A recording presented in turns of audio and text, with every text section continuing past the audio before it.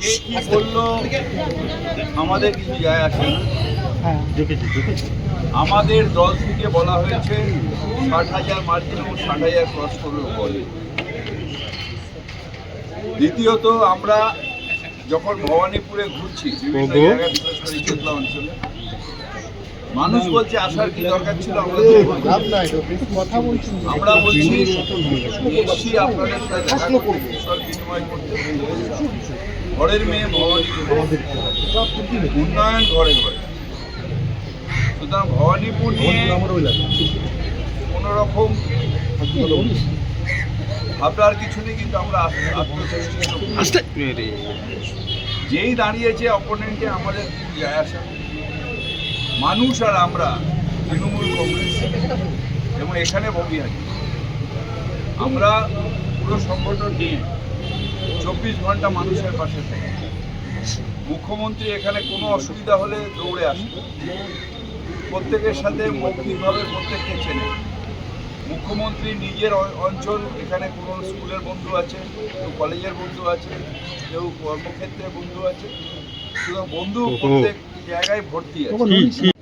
এবারে নামটা শুভেন্দু অধিকারী, প্রিয়াঙ্কা টেবরিওয়াল আর শুভেন্দু অধিকারী কি ডিফারেন্স? আপনারা এরকম ভাবেন কেন?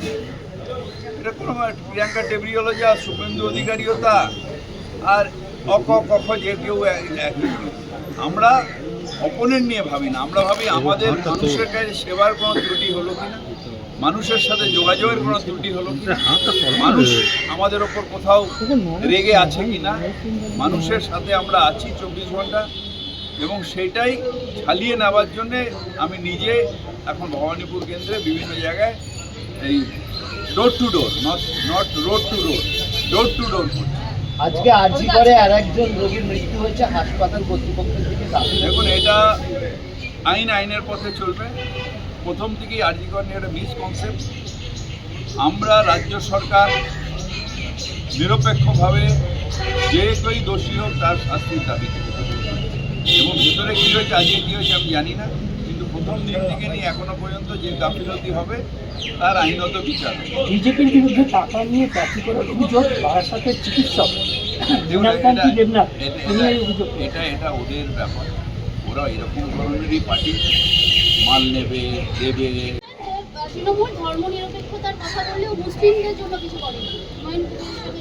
এসব নিয়ে আবার বিজেপি আপনারাই প্রশ্ন করেন যে শুধু বলছে তোয়াজ করতে।